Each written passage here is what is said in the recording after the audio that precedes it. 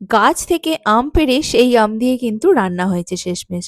তো hi everyone, কেমন আছো তোমরা সবাই? আশা করছি সবাই খুব ভালো আছো, আমরাও ভালো আছি। তো এই যে পুচকেগুলোকে দেখছো, এদের জন্যই কিন্তু মেনলি আজকে ফিস্টটা আমাদের করা হয়েছে।